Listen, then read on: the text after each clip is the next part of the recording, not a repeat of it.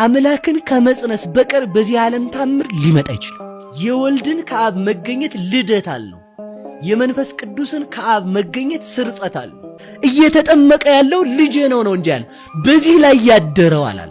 ተዋህዶን ግን በተለየ ብርሃን በመሆን ግብሩ ዓይንን የሚዋሃዳት ማን ብቻ ነው? ብርሃን ብቻ ነው። ልገለጥ ባለ ጊዜ ለቃል ምን ያስፈልገዋል? መጽሐፍ እንደሚያስፈልገው ወልድ ሰው ልሁን ባለ ጊዜ ድንግል ማርያምን ለእናትነት የመረጠው ከዚህ የተነሳ ነው። ሰው የሚለውን ስም አካሉ ሳይቀድመው አካሉም ስሙን ሳይቀድመው የአካል የምን ስም ነዋል? የተረክቦ ስም ነው። ሙት የሆነውን ባህሪያችንን ለማዳን ሕይወት የሆነው እግዚአብሔር ከሥጋ ጋር ተዋህዷል። ኢየሱስ ክርስቶስ ትናንት የሚለው ቅድመ ዓለም ነው።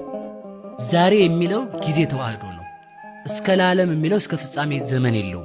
በእጅ የራቀ እንዲያቀርቡበት በወልድ ዓለምን አቅርቧል ብለናል። በእጅ ሀየ እንደሚያደቁበት የዓለምን ጠላት ዲያብሎስን አድቅቆበታል ብለናል። በእጅ የቀረበን እንዲያርቁበት ዲያብሎስን አርቆበታል እኮ ብለናል። የትንሽ ብላቴና ጸነሰች፣ አጸናሃት፣ አልደነገጠችብህም።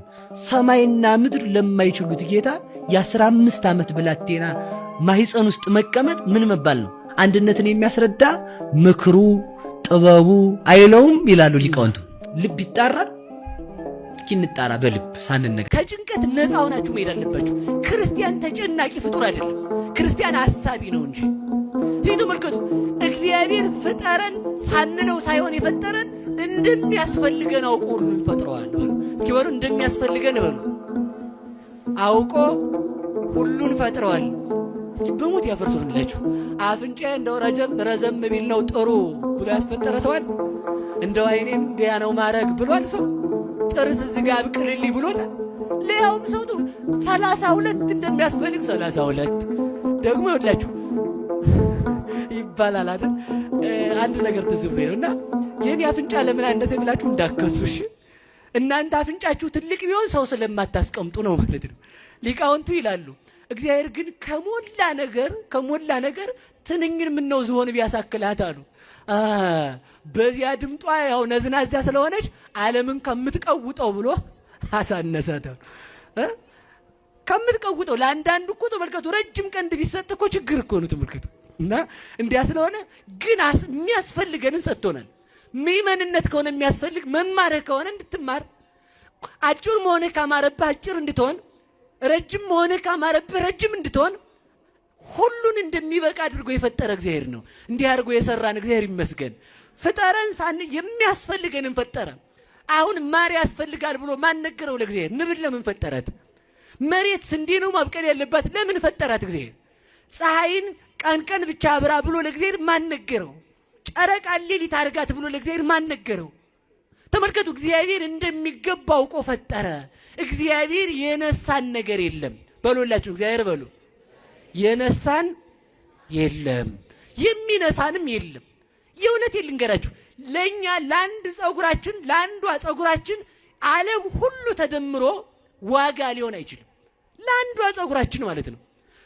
አንድ ሰው ፀሐይ ለሰው ክብሩ ናት እንጂ ሰው ለፀሐይ ክብሩ አይደለም። ፀሐይ ለሰው ነው እንጂ የተፈጠረችው፣ ሰው ለፀሐይ አልተፈጠረም። መሬት ለሰው ነው እንጂ የተፈጠረው፣ ሰው ለመሬት አልተፈጠረም። ፍጥረታት ከብት ለሰው ነው እንጂ የተፈጠረው፣ ሰው ለከብት አልተፈጠረም። ቤት ለሰው ነው እንጂ የተፈጠረው፣ ቤት ሰው ለቤት አልተፈጠረም። ማለቴ ምን ማለቴ ነው? ፀሐይ የተፈጠረችው ለሰው ልጆች እንድታበራ አገልግሎት እንድትሰጥ ነው እንጂ ሰው ፀሐይን ሊያገለግል አልተፈጠረም። ሰው መሬትን ሊያገለግል አልተፈጠረም፣ እግዚአብሔርን ሊያገለግል እንጂ። ስለዚህ ተመልከቱ፣ እነዚህ ሁሉ እግዚአብሔር ለኛ አስቦ የፈጠራቸው ናቸው። በሉላችሁ እነዚህ ሁሉ ማን አስቦ የፈጠራቸው? ልጠቅልለው እና ርዕሴ ጋር ልንጣ እና እግዚአብሔር ምን ፈጠረ? ፀሐይና በየት ይሁኑ አለ? በሞቴ ንገሩኝ። በየት ይሁኑ? ማና ማን? ፀሐይ፣ ጨረቃ፣ ከዋክብት። እነዚህ በየት ይሁኑ አለ? በምስራቅ በሉ እንጂ በሰማይ። እዚህ ላይ ብዙ ነገር ብናገር ደስ ይለኝ ነበር። ሰዓት የለኝም። ሰዓት ስለሌለኝ ልተወው። የእውነቴን ነው። ይሄ ሰማይ አይደለም፣ የውሃ ጣሪያ ነው። ይሄ ከላይ የምታዩት ሰማዩ ሰማይ አይደለም። ይሄ ውሃውን አርግቶ ነው ሰማይ ያደረገው። ብዙ ምስጢራትና ትርጓሜዎች አሉት። ነገሬ ጋር ብቻ ልሄድ። በሰማይ ብርሃናት ይሁኑ። እስኪ በሉ ብርሃናት በሉ። በየት ይሁኑ? ሰማይ የተባለው ጠፈር ነው። ሰማይ ማለት ስዕለ ማይ ማለት ነው። የውሃ ስዕል ማለት ነው። እንዲያ ከሆነ እግዚአብሔር ሰማይን ለምን ፈጠረው የሚል ጥያቄ እናንሳ። በሉ እስኪ ሰማይን በሉ ለምን ፈጠረው? እስኪ አሁን እንደው በሞት ያፈርሰዋል። የሰማይ ጥቅም ይገባቸዋል? ይገባቸዋል? የሰማይ ጥቅሙ ምንድን ነው? አቤት የሰማይ ጥቅሙ ምንድን ነው? ሰው እኮ በጣም አስቸጋሪ ትውልድ እኮ ነው ጎበዝ። የሰማይ ጥቅሙ ምንድን ነው? በሏ ጥቅሙ ምንድን ነው? የሰማይ ዝናብ አያዘንብም። እሺ ዝናብ ከላይ ነው የሚመጣ እንዳትሉ፣ ዝናብ በደመና ተጭኖ የሚወጣ። የሰማይ ጥቅሙ የአይን ማረፊያ ነው። እስኪ አሁን እዚህ ጋር አይንህን አሳርፈው ወደ እኔታ እንዳትሄዱ ወደ አባታችን። እዚህ ጋር አይናችሁን እስኪ አቁሙት። በዚህ ልክ በሏ ሞክሩ። በዚህ ልክ አቁሙ፣ ወደዛ እንዳታልፉ። በሉ ንገሩኝ እንጂ ይቻላል? ሰማይ ጥቅሙ ምንድን ነው ለሰው ካልከኝ የአይን ማረፊያ ነው እኮ ጥያቄ።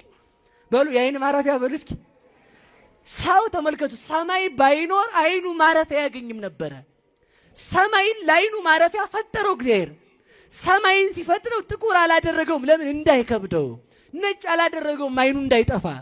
ለአይን የሚስማማ አድርጎ ፈጠረው ይላል ሰማይ። ስለዚህ ለጥቅማችን የተፈጠረ ነው። ለምን? ለአይናችን ማረፊያ ነዋ። አይናችን ወልቆ እንዳያልቅ ማረፊያ እንዳያጣ ሰማይ ላይ ያርፋል።